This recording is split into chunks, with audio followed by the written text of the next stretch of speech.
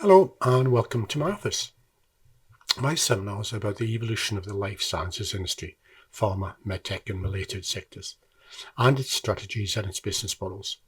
So if that's what interests you, then please like and subscribe, but most of all, please share this with a friend or a colleague who shares your interest. If you'd like to know more about my research in this area, my 8 books and my 300 other publications, then there's a link in the notes below to contact me. And if you'd like to have the article on which this seminar is based, then please stick around to the end and I'll tell you how to get that. I'm sure you know the power of a good metaphor. We say things like tipping the balance of a market access decision or creating a family culture in our workplace. CEOs talk about servant leadership. Now, of course, none of these things are literally true, but they communicate ideas better than 1,000 less figurative words would do so. But today, I want to give you a less obvious metaphor from biological evolution that is extremely relevant to your competitive strategy. I was reminded of this metaphor in a recent conversation with a senior executive who is very extroverted, larger than life. He oozes with confidence and that infects everyone around him. He's a great guy. For some time, he's used me as his mentor, probably because he sees me as a bookish and academic person and the yin to his yang, as it were. In our meeting, he was asking for advice about his upcoming internal conference, which is a big annual event at which he wanted to stride onto the stage, backed by a huge projection of himself, and motivate his team, in his words, to get out there and hunt down the business. He asked me what I thought would be a good metaphor for him to use. He was thinking about a lion on the savannah, an image that fitted both his message and implicitly his view of how he wanted his team to behave. Now, this was my cue to be a nerd, and I asked him the sort of question that he hates, but also expects from me. I asked him, what if some of your team knows that lions only succeed once in every 4 or 5 tries? Won't that blunt your message a bit? He was surprised by this question, but to his credit, he accepted my point and asked me, well then, what kind of hunter succeeds all or most of the time? What metaphor can I use? Fortunately, I was having an exceptionally nerdy day that day, so I told him, well, the dragonfly succeeds about 95% of the time. And what's more, your team can learn from how they succeed. Now, this caught his attention and he asked me to elaborate. So today I'm going to tell you what I told him because I think you will learn from it too. You see, dragonflies are very impressive hunters.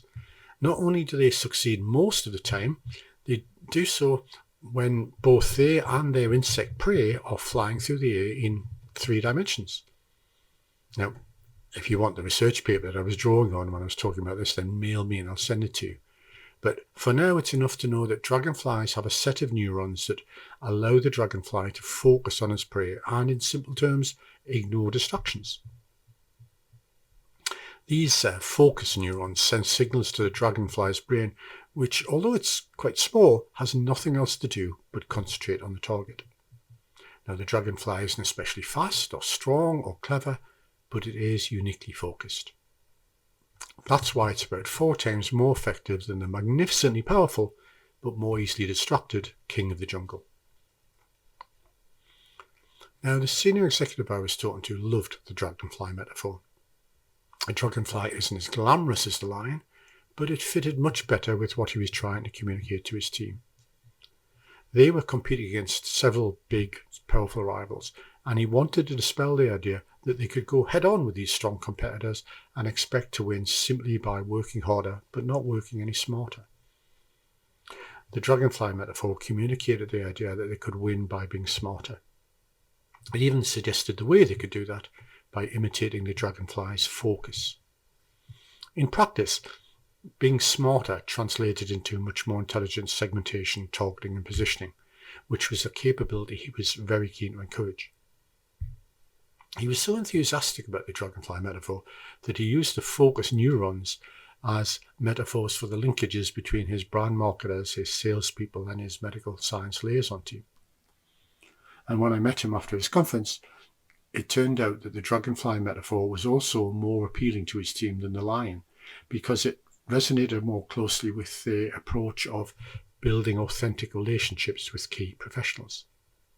The delicate, graceful dragonfly was a good metaphor for the way they targeted a segment called care-driven professionals dealing with underserved patients. So, the message from this seminar is that metaphors are a good thing. As Orson Scott Card famously said, metaphors have a way of holding the most truth in the least space.